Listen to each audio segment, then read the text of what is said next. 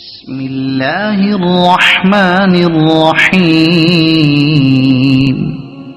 أرأيت الذي يكذب بالدين فذلك الذي يدع اليتيم ولا يحض على طعام المسكين فويل للمصلين الذين هم عن صلاتهم ساهون الذين هم يراءون ويمنعون الماعون صدق الله العظيم.